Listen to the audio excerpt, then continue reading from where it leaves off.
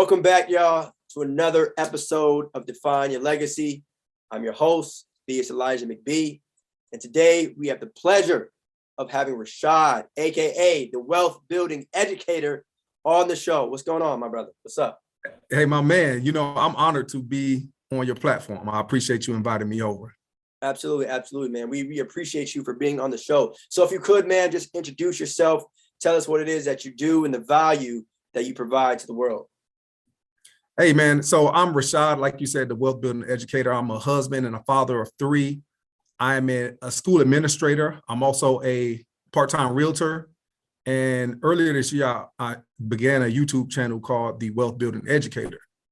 The reason I did that, the reason I started the channel is because, I was seeing a disturbing trend when it came to educators who were either hanging around too long in the game, or when they did finally retire, they didn't have enough money to make it to the end of life. So I said, hey, we need to start having these conversations about money. Money is, for some reason, and particularly in the African-American community, talking about money is taboo.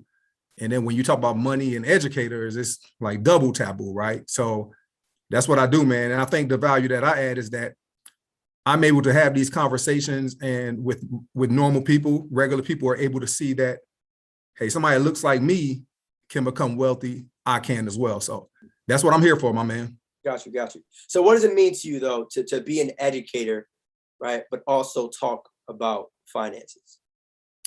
So I think when you talk about a wealthy educator or a wealthy teacher or a millionaire teacher, it's like an oxymoron. Like people don't think that educators, have a lot of financial savvy, and people don't think that educators can become wealthy. But when you look around, you see, janitors who have died with $10 million in the bank. You see people that have made far less than educators who are able to attain wealth. So I think ultimately being able to be an educator who talks about wealth and finances, I think it's a game changer, because that's just something that a lot of time we avoid in our educational community. So I enjoy it.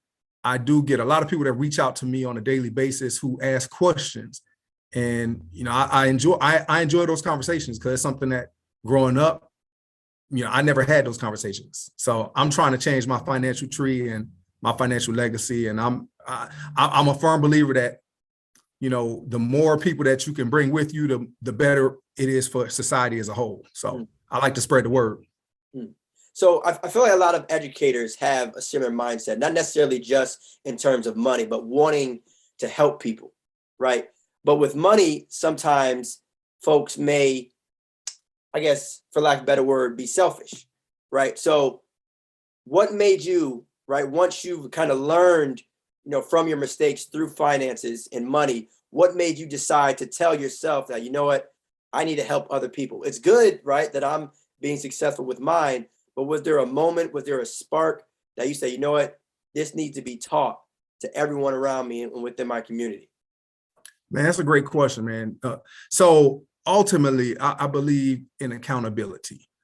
And people will tell you, so if you're going through a financial process or a financial journey, in order to be successful, you need to have an accountability partner. So in my situation, it was my wife. We're able to bounce things off each other's heads and have those late night conversations and pillow talk about money.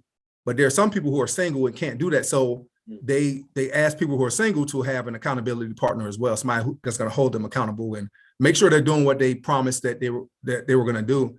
And while we're going through the wealth building journey, I found that the more people I talk about it to, the more it holds me accountable. So not only did I have my wife as an accountability partner, I had all of these hundreds of strangers that don't necessarily know me that I'm telling my story to, and they're also holding me accountable as well. So now you're sharing your story and you're getting all of these inbox messages from people you either know or don't know, asking questions. So that allows you to do more research and try to hold yourself accountable so that you can be more successful. And I'm a firm believer in lifting as I climb. So as I'm becoming more successful, I'm changing my family tree. I think it's more motivating when you are able to do that with other people as well. What kind of person am I if I have the formula to success, but I'm not sharing that with others? Like I said, it's room at the top for a lot of us, not just one of us. So Yeah. Yeah. I like that. You say you lift as you climb. But going off that, speaking of family, let me ask you something. What made you so confident and open to having conversations about wealth and money with your wife? And Man, even though that might sound like, well, of course, it's my wife. There's, as I'm sure you've known, right, in your YouTube channel and experiences with wealth, there's a lot of people that may not have that one-on-one conversation with their family member, whether it be their wife or their children, whatever. So what made you so comfortable in doing that? man, another great question. People think that, people out here cheating and infidelity, that's like the number one cause for divorce. But when you really dig deep, it's money problems and money fights and money disagreements. I mean, if you can't be on the same page with money with your spouse, it's like financial infidelity, which is just as bad or worse than infidelity that we all think about. So it's one of those things that's a non-negotiable, right? So in 2011, we went through a bankruptcy, and I, as the head of household, attributed to my ignorance and my foolishness. Like, oh, okay, this is what we're gonna do. This is how we're gonna do it. So I'm spinning my family into oblivion, and my wife is going along. She trusts me as the head of household, but I am failing my family. So once we had that bankruptcy and we had to reel it back in order to build our financial future and change our financial family tree, we needed to have those conversations. And we don't have any money fights. Now, we might not necessarily agree on 100% of the things we're gonna spend our money on, but we know, hey, we save from the top, and then everything else comes from whatever we have left over. So, we're able to have those conversations. And now my wife feels a lot less constrained than she once did. And any married man will know, if you give your wife more freedom, if she has more freedom with the budget, if she has extra blow money to spend every month, then she's going to buy into whatever budget is put into place. So yeah, it is absolutely vital that you have those transparent conversations with your spouse. Yeah. Was it ever an awkward conversation in the beginning? And I'm sure as time went on, conversations were more and more comfortable and smooth. But when you guys first started, whether it had been when you first met, was it an awkward one? You know what, man? It wasn't that awkward. And here's why. She grew up in a household with a mother and a father, and her dad, like, literally, when she met me, she was kind of like, hey, you remind me of my dad, because I'm always penny pinching, and I'm the kind of guy who I will go to Costco and get a $5 chicken and eat on that for a week rather than pay $20 for this little Boston Market meal. So it was easy to talk about money with her. Now, you always gonna have that reluctant spouse, right? Who they'll talk about money, but it's not fun to them, and they hate spreadsheets and those kind of things. But the best way to get buy-in is to involve them in the process, bottom line. So it wasn't really we never had awkward conversations, only because she had been down that road before, and she had a father who was really savvy with money. So yeah, okay. It wasn't an issue. Okay. And that's good. Because like I said, I mean, you brought up a term that I thought was pretty cool, financial infidelity. So please break down what financial infidelity means to you. Man, so financial infidelity to me, so my wife always said that cheating, or regular infidelity, is doing something that you wouldn't do around your spouse. And I think financial infidelity is the same thing. So it is basically, having accounts that the other person doesn't know about, having stashes that the other person doesn't know about, spending money on things that you have not agreed to. If it's not in the budget, if it's not on paper, and y'all haven't had that conversation, and if you have to hide it, that's basically financial infidelity.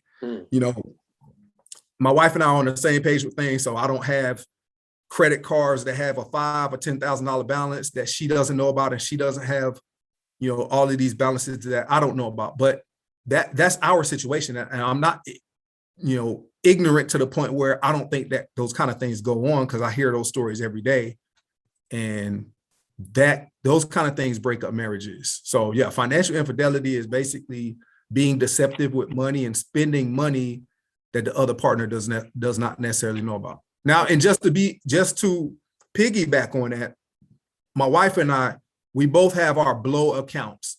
So we both have a certain amount of money, and it took a long time to get there because we were digging out of debt so long and working on building wealth. But I knew that my wife needed some kind of outlet. She needed an account to where she could spend money without me seeing and asking her and questioning what she's spending money on. So we said, okay, let's, every month you get this amount, I get this amount. And that would be money that you spend without question. So that's not financial infidelity because we've agreed that we each get our little amount of money. So yeah. Okay. So let me ask you a question based off that. Nowadays, when we talk about individuals, finances can be a big factor.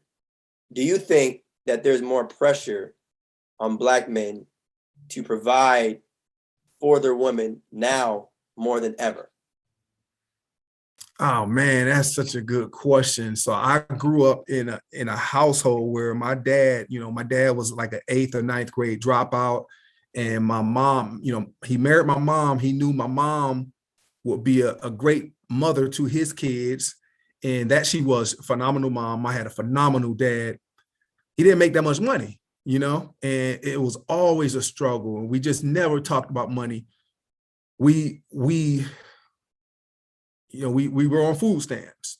We lived out of hotels at times. So it was just I think my dad was always stressed trying to figure out how he was going to come up with the next meal or come up with rent. It always magically appeared. He always did what he had to do, but it was always a struggle for him. And it was always pressure, And I think us as Black men, it's such a perception of us that's an incorrect perception, right? So I think it's extra pressure on us to prove to others that we are providers and we are protectors. So I with my salary, I make a decent salary now, but I'm always chasing that dollar, right? So I have all of these side hustles. I'm a full-time administrator, but I'm also a realtor. I also look at I've had other part-time jobs over the years that I don't need, but I'm always fearful of my family being left on the street. And it's totally illogical. And every day I'm trying to work closer towards knowing that, hey, I'm working towards financial freedom. We're going to be okay. But I never want my kids to go through anything, financially that I went through. So it's definitely pressure that I'll admit it's pressure that I put on myself. My wife doesn't put this pressure on me.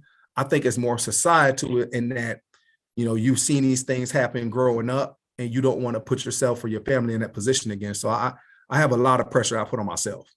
That's good though. To me, I think that's a good thing. But let me ask you this though.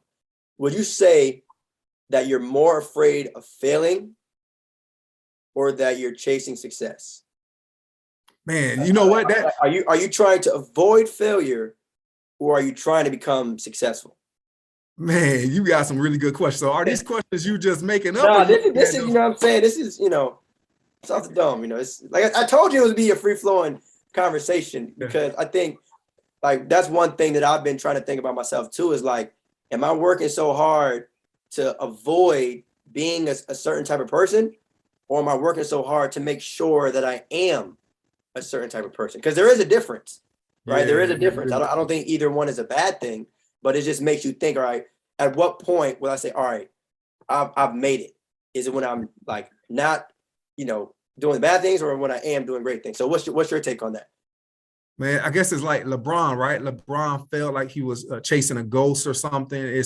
It's something that is hard to catch. It's hard to attain, right? So to be completely transparent with you, I feel more that I'm trying to always run away from being a failure, even though I'm not even in that stratosphere. I'm way closer to being successful than I am to being a failure, right? So, if you had to look at percentage wise, I would probably be 99% closer to being attaining success as opposed to being a failure. Like it's almost 0% chance that I'll fail. At this point, anything can happen, but at the same time, I just feel like, hey, I don't want to put my family through any financial stress. My kids, since the day they were born, they knew where their next meal was coming from. They had a bed to sleep in. They had my kid. There's not one want. I'm sorry. There's not one need that my kids have never had. My wife and I, we can get them things that they want, but for the most part, we hold off on it because of the hedonic treadmill. Maybe we could talk about that a little more later, but we don't give the kids everything they want just because they want it. So, but man, that's a great question, man. It's definitely yeah. And I want to say too on my end, I don't want to use the word failure anymore, but just the idea of like, not being where you want to be versus, eventually reaching that stage of life. But you mentioned your children, and I know, or I saw your Instagram, and we talked about it a little bit prior towards the recording. You opened up an account for one of them recently, right? Yeah, man. I'm glad you saw that, and I'm glad you brought that up. So, sure. We have taught our kids. So I have a 15-year-old son, I have a 10-year-old daughter, and a 9-year-old son. And one thing that I have seen throughout the years is that our kids, they blow money. Children blow money. And I said, you know what? Whatever you do with your money is fine, but any dime you get that comes into your hands, I want you to save 50%, invest 50% of every dime you get. And you start now until the rest of your life, you just save 50%. If you do that, you'll be fine.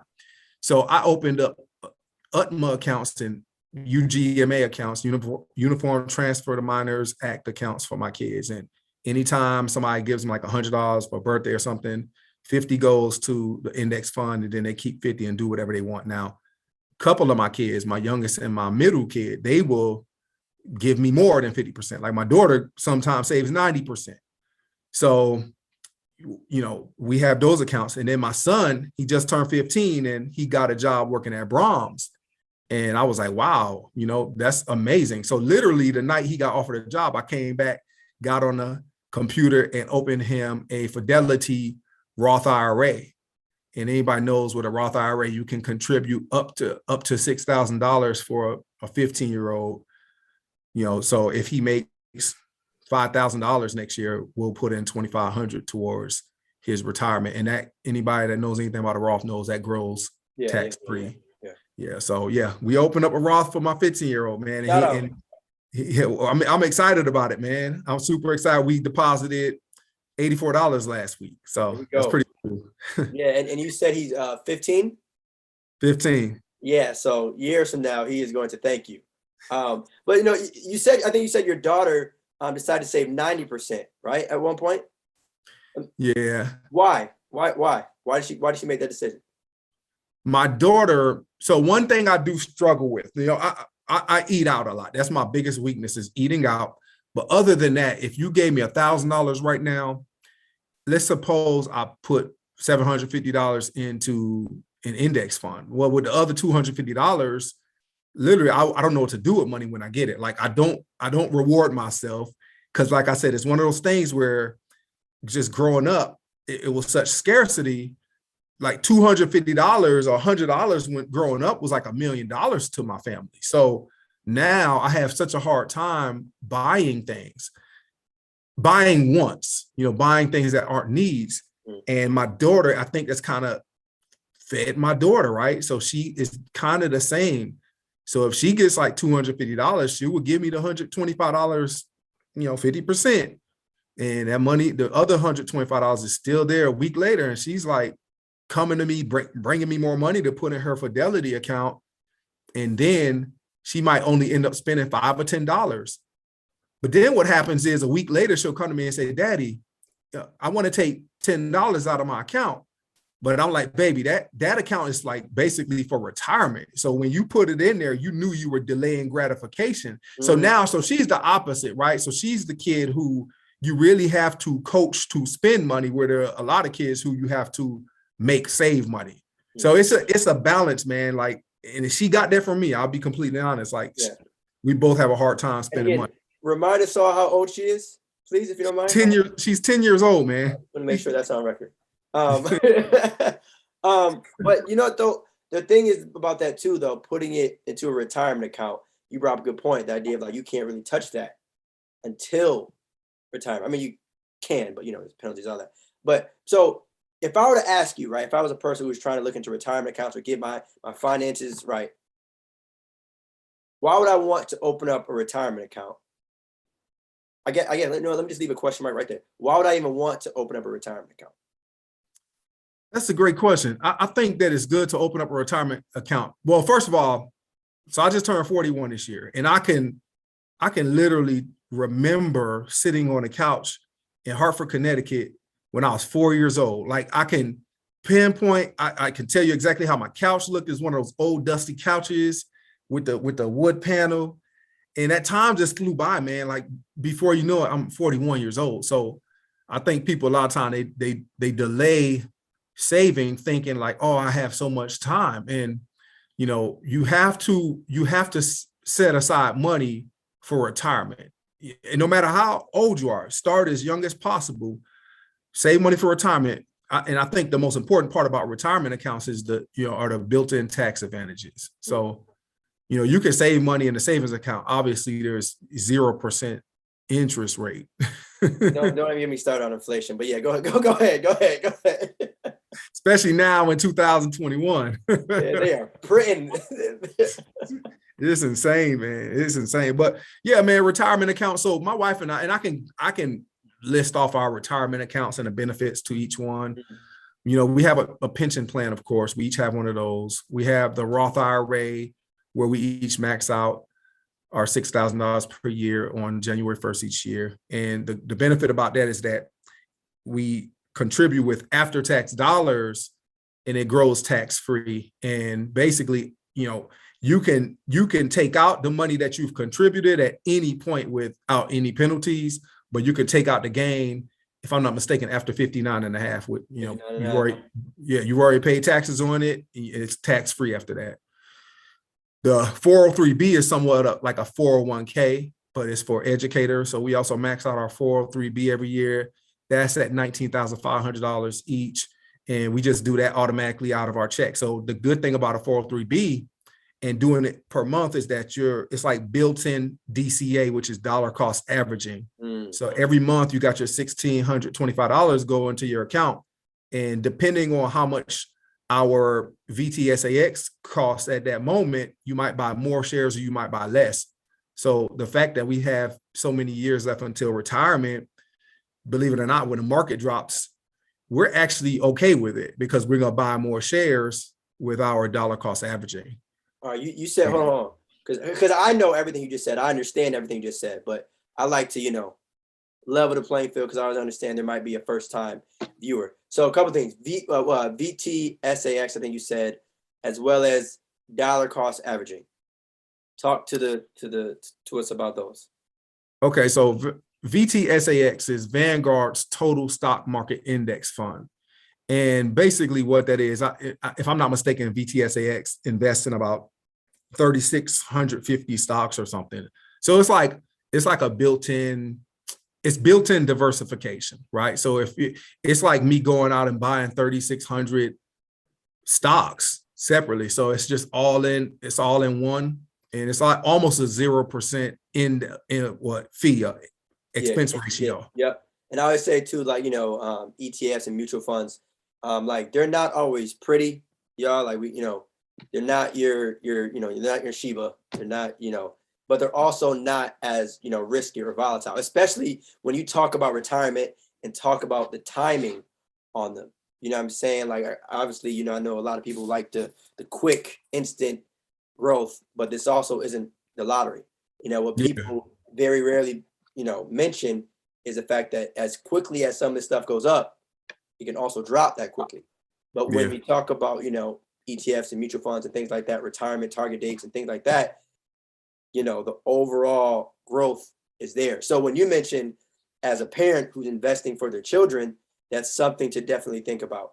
But on the dollar cost averaging into, what about that? Yeah, so dollar cost averaging is basically you take a certain amount of money each month and you automatically invest that money into a stock or index fund or mutual fund or any investment vehicle. So let's suppose you say, okay, on the first of every month, I'm going to take $1,000 and I'm going to buy Apple stock with that $1,000 every month on the first. Well, that's dollar cost averaging. So if Apple stock is at $20 a share, you would get 50 shares for $1,000. Yeah. But you would be happy if Apple stock dropped to $10 a share if you have a long horizon until retirement, because now that $1,000 will buy you 100 shares. Of course, people will freak out, but it's kind of like when the pandemic hit, VTSAX, if I'm not mistaken, went down to like $54 a share. Yeah, I bet a lot of, so that's another thing too, when we talk about the difference between lump sum investing and dollar cost averaging. And the example that you provided, if someone has $1,000, right, you can, I guess per month, spread that out over, let's say, $20 a day versus $1,000 at once. And so that's just something to think about too, right? It's like, I think a lot of people, for whatever reason, think that you need to invest like a certain amount all at the same time. Like, you definitely want to take advantage of certain like price action. Like obviously going back to March of 2020, I guarantee you everyone wishes they were 100% liquid, of course. But at the same time, if you dollar cost average, it may not be as bad when you kind of plan ahead for the future, right? Yep. That's just something to think about. I really do think that like dollar cost averaging is probably one of the most slept on things in the game. I think, unfortunately, people might ignore ETFs just because of, Yeah. you won't get your 75% in 48 hours kind of thing. But again, just plan accordingly, right? I think that's the biggest thing. So talk to me too, though, about your YouTube channel, right? Wealth building educator, and all your conversations about people, or with people, excuse me, about money. What would you say has been the biggest lesson that you've learned from Man. others? Got it. Yeah, the Wealth Building Educator channel. So, man, you know what? I was seeing that there was a trend. You had these educators who were, they were retired. They wouldn't have enough money in retirement. And, as we said earlier, talking about money with educators is so taboo, right? So I said, let's start a channel. Let's just start having conversations about money. And my first guest was a friend of mine, a good buddy of mine, played in the NFL. And we had our conversation, had a great conversation. And then my next guest was J.L. Collins. And for anybody who does not know J.L. Collins, we call him the godfather of FI, godfather of financial independence. And, he is a huge proponent of index funds, in particular VTSAX. And, he just loves what they do. He said, put your money in VTSAX and, don't try to dance in and out of the market. As soon as you get your money, put it in, don't try to time the market or anything like that. And we had a really good conversation, and he sent me another copy of his book, which I was able to pay forward to a former student of mine.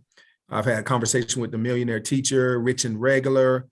I've had so many phenomenal conversations about money on my channel. I had Black Men Talk Wealth with some of my Alpha Phi fraternity brothers. We just talked about money, and these are conversations that need to be had. And you can have a conversation like this every week and still don't hit the surface, So I just figured we start this YouTube channel just to start having these conversations and letting regular people see that, hey, talking about money is okay. And talking about money with people that look like me is okay, because they're like Rich and Regular. My wife and I sat down and talked to them, and when I talked to them, I told them, I said, you guys look regular, like regular people. And that's why they have that name, Rich and Regular. Like, hey, anybody could become wealthy. The Millionaire Teacher, really $40,000 income, and he became a millionaire. So I want it to be normalized that you, regardless of where you are, you can get where you want to go, and you can become a millionaire. I like that. But through the conversations that you've had, when people kind of hit that stage that they've desire for, do you think that's come through investing, or income, or paying off debt, a combination of all of those things? Because like, one thing that I've noticed is that even though statistically, right, and mathematically, the numbers make sense, if you keep investing into an ETF for years and years and years, right, over time, you may become a millionaire. But one issue that I don't think gets enough attention in those statements is the income, right? Because I can easily tell someone, yo, invest $500 a month, into an ETF for 30 years, and then you'll be a millionaire. But Yeah. I'm skipping all right, well, where do you get the 500?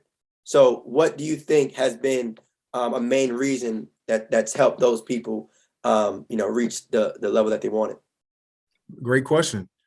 I believe, and I'll stand on it because it was true with my wife and I, the number one thing you need to do is get out of debt, right? Like, claw your way out of debt. Once you have that debt paid off, man, it's like I do really believe the borrower is slave to the lender, man. We have all of these payments going out, and you can't really necessarily do anything else until you are covered with your payments. Then I think that hinders your future. So I tell the story, like I told His and Her Money. I tell the story that the day that my wife and I logged into our accounts and we saw that our last balance was paid off and the only thing we had left was the mortgage, that was a day I walked into work and I felt like I was going to work for my family rather than Chase and Bank of America. And it was a freeing feeling. So since that moment, we've redirected all of that money into Roth IRAs, 403Bs, 457s, and health savings account that we're able to max out now. So, I believe it's a combination of things. I was in the Dave Ramsey camp where, hey, we shutting down investing until we pay all of our debt off. Now, I do also believe personal finance is personal. So we never stopped using credit cards throughout our journey. I wasn't a big fan of paying cash. I actually had envelopes and we lost an $85 envelope one time, right? So happens to you, like, hell no, I'm not going through that again. Right. So, and I think it's a combination of things, but I think you need to really work your way on clawing out of debt. And then once you claw out of debt, you need to be meticulous with investing your money. And what's most important is not where you invest your money, but the fact that you do invest your money. Some people, they argue about, I should put it in this account or this account. Well, if you're not investing in the first place, then yeah. Because the way I look at it too is that, like, even if you were a person who was afraid to invest because you might lose money, well, think about what you would be spending money on anyway. Right. Yeah. So if you're spending, like, let's say, $800 or whatever on a t-shirt, you're already saying, like, all right, I'm going to lose this $800. Right. You know that's going to be subtracted from your account. But if you were to invest it into something else, whatever it may be too, right? It didn't even have to be stock market. But my thing is, if you were to invest that same $800, even if whatever it was that you invested went down by 50%, the money is still there. Maybe not, 800, but at least there's something still there. But when you spend it on some that there's no exchange of value, you know for a fact that you're going to lose it. And also too, you can also make money in stock market. Yeah. Like that, like that idea. Because one thing too, like with inflation that we talked about, for a fact you're probably losing value just by keeping it in the savings account. But yeah, so talk me to, like, I guess the approach between paying off debt, but at the same time increasing income, because you also said you're a part-time realtor, right? Yeah. So, and I'm not going to get on here and I'm not going to be one of those people that say, you make $30,000 a year, you must do as I do or anything like that. Yeah. I think that I believe anybody can become wealthy.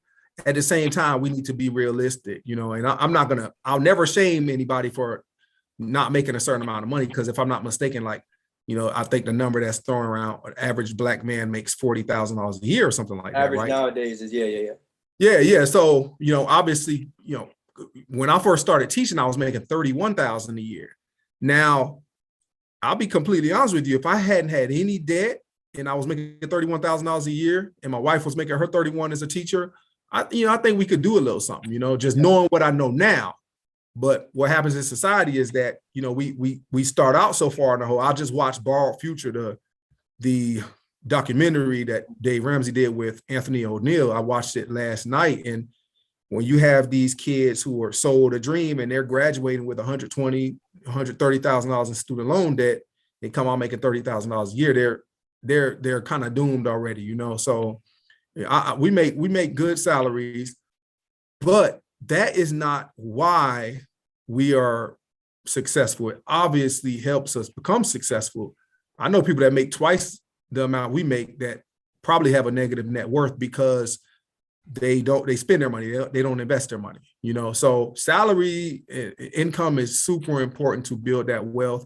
At the same time, you need to have a game plan, because there was a point in time when we had good salaries, but we were drowning in debt and we had a negative net worth. So yeah. Great question, man. Yeah.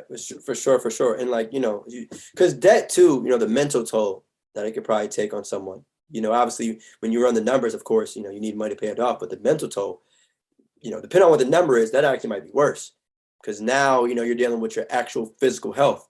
So once that is kind of taken care of, you know, but I will say too, I feel like, you know, it all depends on like what type of debt it is. You know, like, you know, there's certain factors of like, you know, interest rate, how long you have to pay it off. You mentioned student loans.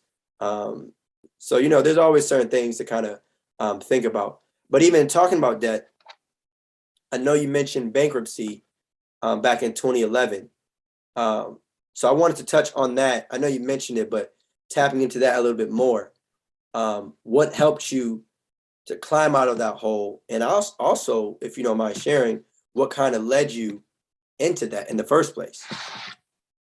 Man, so I was one of those guys. I had a full football scholarship, right? So up until I think my junior year, I didn't pay a dime for school, but I had an injury and I ended up needing to get student loans for like the last 2 years of school, right?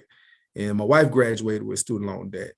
And throughout college, I was, you know, so I went to school, and you can't work a full-time job while you're in college and on football scholarship. So how are you going to cover everything? I don't have parents who have a lot of money. So you get loans, you use credit cards. So at the time when you're 19, 20 years old, you're not necessarily thinking that this, you know, $20 pizza really gonna cost you $50 at the end of the day. You're not even thinking about that. You're like, okay, I can charge up $200 a month and only pay $15 a month. Let's do it, man. Sign me up for that all day, any day. And that's what I did, you know. So slowly but surely we were drowning in debt. And that wasn't just me, it was my wife and I. And we both came into the marriage with credit card debt, student loan debt. But most of my debt actually came with my master's degree, because as soon as I graduated and we got married, I signed up for a master's program. I took a lot of debt to help cover our everyday expenses too. So I got like over $30,000 in student loan debt in 1 year just to cover expenses for that year and to, you know, go to school. Actually, I think it was like 40. I think I graduated college, undergrad, with $22,000 in debt, and I had about $60,000 in debt a year later. So, Oof. and I was gonna say 22,000. I mean, obviously, you wish the number was zero, but 22 after undergrad, you know, depending on how you ask, that's, you know, it's not terrible. That's not bad. Yeah, I would say that ain't terrible. But yeah. That's not bad. But that was the beginning. So then you get married, then you have a kid. So you go from being a college student to being a husband and a father all within 1 year. So you have all these responsibilities. So everything for the most part is charged on cards. And, you know, at that time, you're not necessarily woke financially. So it is so normalized that you go into debt and that you do all of these things. You finance cars and all of that. So we're drowning in debt. But when you think about it, we were normal. You know, we were normal, and we know in our society, for the most part, normal is broke. And we didn't have a problem with it until we had a problem with it. And once we saw, like, man, it's difficult to make these payments. Like, if we make all these payments like we're supposed to, then we might have $100 left for groceries, and that's not cutting it. Right. So ultimately in 2011, we just said, you know what, let's cut our losses and, you know, see what we can do. And you would think like that's going to be a fresh start, which it kind of was, but then we started slowly seeing ourselves head down the same path.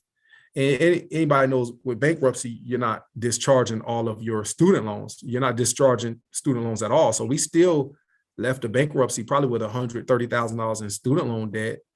And we, when you give up your car in a bankruptcy, you have to go out and get 2 more cars. So how are you going to do that? What are you going to do, like a high interest car loan or something? Or are you going to take a cash advance off of one of the credit card companies that you didn't screw into bankruptcy? So we just went back into debt, man.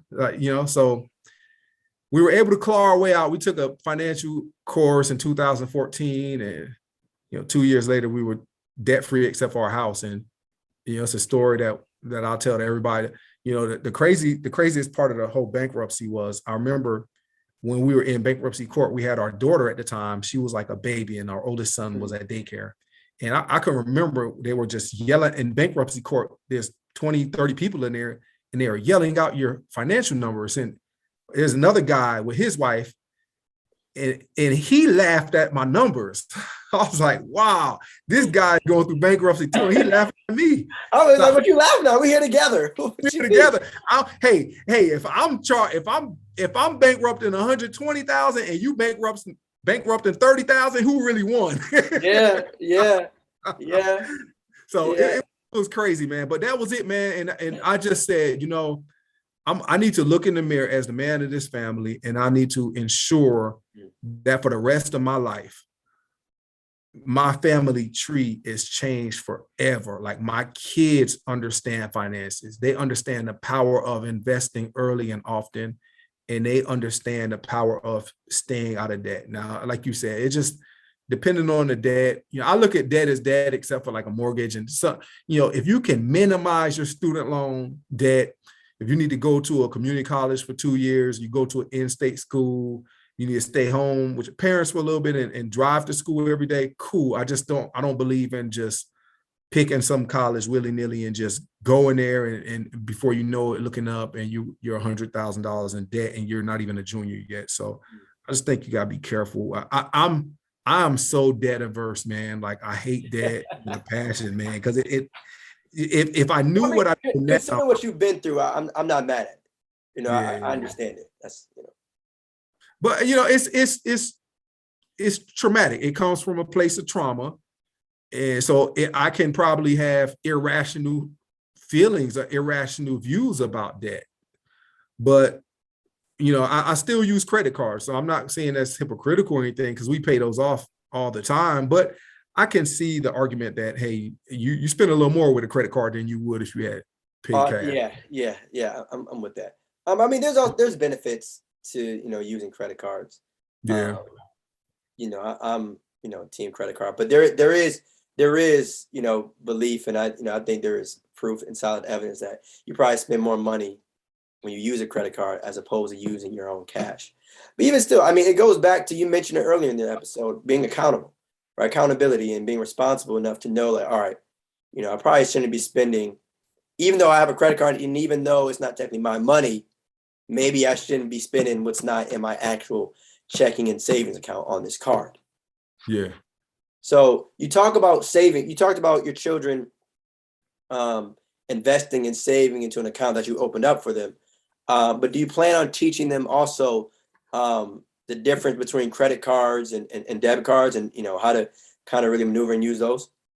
Yeah, man, I'm gonna tell you this. I hate debit cards. I really do, man. Like, I hate debit cards because I have been burned by debit cards to no fault of my own before. So let's say you make a charge and it's the wrong charge, so they have to put a hold on your debit card. And even if you think about fraud, if there's a fraud on your debit card, then that's going to tie that money up as like a debit or whatever. Yeah. So now you got to scramble to figure out what you're going to do. Whereas a credit card, it's covered. Like, it's, the liability is lower, and your whole checking account is not at risk.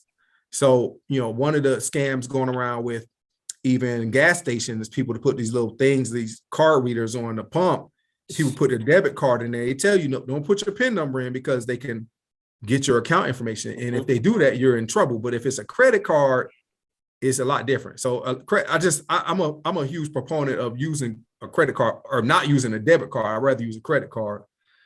And my kids, they see us using credit cards and everything, but they also know that we're a debt-free family. They know it's getting paid off at the end of every month. Or actually, I don't even wait till the end of the month, man. I like to pay it off as soon as the balance hit. It's pending, and then as soon as it hits, I'll pay it take a couple of days. That's the part. Yeah, that's my only thing I hate about credit cards. I wish it cleared immediately. Yeah. I hate pending for 3 or 4 days, man. Yeah, that's what gets a lot of people in trouble, especially on the weekends.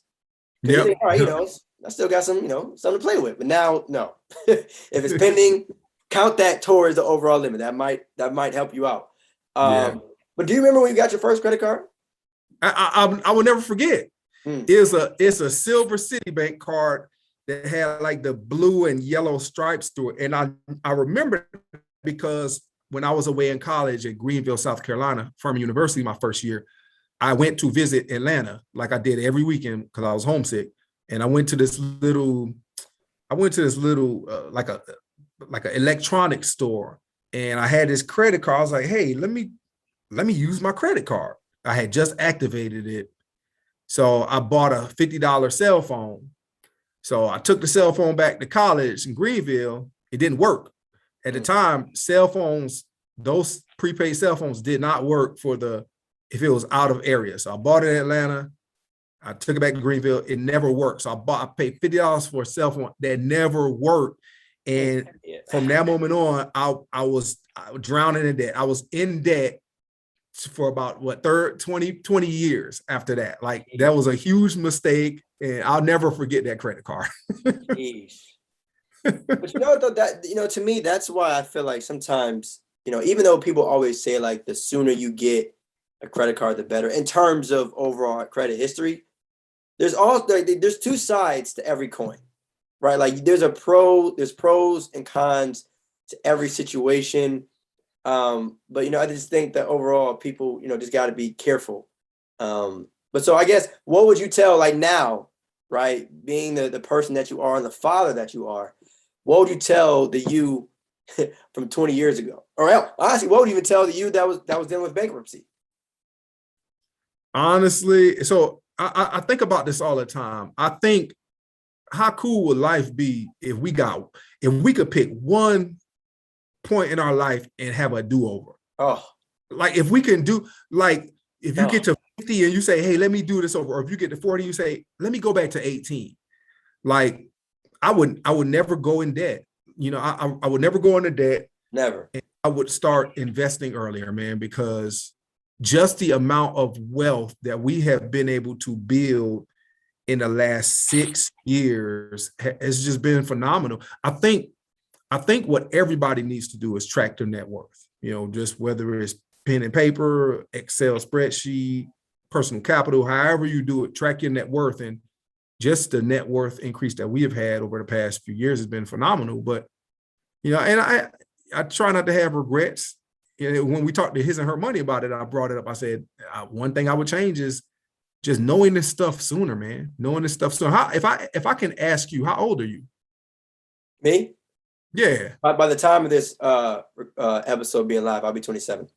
Happy early birthday, my brother. Thank you, man. November 2nd, 1994. Oh, man, that's incredible, man. Yeah. So just the fact that you have me on your platform, the fact that you are doing this at 27 is incredible. Like we just had a 1-year-old son at 27, and it was a struggle, man. Just going back to those days, even thinking back to 27, that was a painful time when you talk about finances. So the fact that you're having these conversations, man, you can change your family tree. I'm assuming you don't have any kids yet. No. Oh, so whenever you make that decision, get married and have kids, if that's something you want to do, then you already have the tools necessary to lead your family to extreme wealth. So I commend you for doing this, man. Thank you. I appreciate it. And I also too, just wanted to, like, as you said, mentioning normalizing it, and having the conversation about it and having it with people that look like you, that talk like you. It's so important. I say it often, but I mean it from the bottom of my heart. Like, we as a community, we as, Black people need to continue to talk about it. Especially too, because, as you know, running a YouTube, even though you see the number of views and, people that might comment or share, you never know whose life you're really going to impact on a day-to-day basis. Your journey is probably inspiring someone. I'm sure someone out there may be experiencing bankruptcy and maybe going through a tough time. And now, after listening to your story, they can now understand that, like, okay, you can climb out of that hole. It might be tough, but it's doable, So, but what does that mean to you, though, to know that you've done it? And I'm sure you feel like, you still have more work to do based off the conversation that we've had, and always feeling like you got to chase success. But what does it mean to you to now know, when you look back on your life, how far you've made it? Man, it means to me that I have put myself and my family in a position to where, first of all, we have all of our needs. All my kids have their needs, and we get to travel. Like, we are going on a cruise. We were supposed to go on a cruise in December, but of course, the whole vaccination thing kind of halted that. So we are moving that to next summer. We've been to Disney. We went to New York in the summer. We get to go visit my family in Atlanta every year. So we get to travel, man. And I think travel is really my why for Five, right? So when we retire, I want to be able to go to wherever my 3 kids are and visit my grandkids and just have time alone with the wife, wherever that may be. Like, I was, on American Airlines website earlier, just looking for a spring break trip that we could go on, and just providing my wife and kids with experiences that, they probably otherwise wouldn't have had, and experiences. I never went to Disney World, So when I went there, the first time I went was the first time my kids went. So it was just a great experience. And I will never, I'll probably remember how much it cost to go there, but 30 years from now, I'm not thinking, hey, this trip cost $4,000. I'm thinking about the memories that it, created for my family. So, I just think that, being able to provide the stability is important. I think being able to provide stability for my family is just, it's incredible, man. True. But you oftentimes you mention family, right? Even going back to, I think, the first couple of seconds out of this episode, the first thing you mentioned was your husband and father, right? Before you mentioned, the job, the place of employment, the money, your husband and father. So with that being said, right, the final question that I have for you, it's a question that I ask everyone on Defy Your Legacy. And that question is, how do you want to be remembered? I pride myself as an educator as being someone who is empathetic. That's what I'm known for. I'm somebody who's empathetic. My whole career in education, I have served students who have kind of been overlooked and who have been counted out. And that's what I enjoy to do. I enjoy providing, stellar service for kids and building relationships with students. And I try to transfer that over into, being a realtor as well. I love working with first-time home buyers that literally come into the process not knowing anything about it and ending up at the other end of the process with a brand new home. And then I try to transfer that over to YouTube as well, to be empathetic and try to speak with the viewer, try to act like I'm a viewer. And what do I want to hear? What are the things I need to know, when it comes to finances? I know how I was ignorant with finances a long time ago. So if I'm tuning into a YouTube channel, what are the things I need to hear to help me become successful? So I try to put myself in the shoes of everybody, whether or not it's a YouTube listener, whether or not it is a real estate client, or whether or not it is a student or parent, of my school. I just want to be remembered as somebody who cares, man, somebody who really legitimately strives to leave this world a better place than I found. And I know that's cliche, but that really is my journey. And it's something I've been saying since I was a little kid. Yeah. And that's real, man, putting your family first and just understanding. And that's why, the question in itself, and even like I said, the title of the show, money is not attached to the title, nor was money attached to the final question I asked you. Legacy is something that is extremely important. To hear you say that you're now providing things for your children that you may not have had growing up. To me, just salute on that. That's definitely important. But yeah, man, where can people find you, right? So drop your social media, drop your YouTube. If you have a course or a link tree or whatever, by all means, man, feel free to run wild with the promo and the marketing for yourself. Yeah, man. So just on Instagram, it's just the wealth building educator on Instagram, wealth building educator. I don't lock my account down or anything, so you can go see what's on there. You can shoot me a message and I will respond. You can email me at thewealthyeducator@gmail.com, and you can visit my YouTube channel, Wealth Building Educator. And we're trying to, work our way towards 1,000 subscribers right now. Some really good content on there. I have had interviews with J.L. Collins, Rich and Regular, Millionaire Teacher, Anton Daniels. So we got some Jackie Cummins-Koski, who's incredible. So just yeah, man, like of course. Mm-hmm. So just go ahead and check out my YouTube channel and email me if you have any questions. And I look forward to hearing from you guys. But I want to commend this young brother for providing this platform. I know he's doing some big things, and I look forward to viewing this episode and other episodes in the near future. Sure, for sure, man. I appreciate it. Do you have any, final words for the lovely audience of Define Legacy? Guys, sit down and, if you are a married couple, get babysitters for the kids, sit down and have a coffee with your wife and work on defining your legacy. Plain and simple, man. I love the title of your channel, Define Your Legacy. I had never thought about defining my legacy, right? So that's why when you ask me that, it's like, hey, it kind of stretches your brain some. Yeah. So I get that often too. It's like, again, like the world we're in now, everyone is trying to reach a certain financial goal, which is important. I always say that money is very, very powerful, but it's also a tool, right? So, but at some point you should ask yourself, damn, what is it that, I will be remembered for? So I don't know. That word legacy just means a lot to me, because life can always change. Life can always change on you in an instant, and you want to make sure that you provided all the value that you feel like you can, to this world, man. And but yeah, thank you, man, for being on the show. Again, follow Define Legacy wherever you get your podcast. Subscribe to the YouTube, Instagram. And as of the recording of this video, there is merch available. So by all means, y'all enjoy your day and Define Legacy. Peace.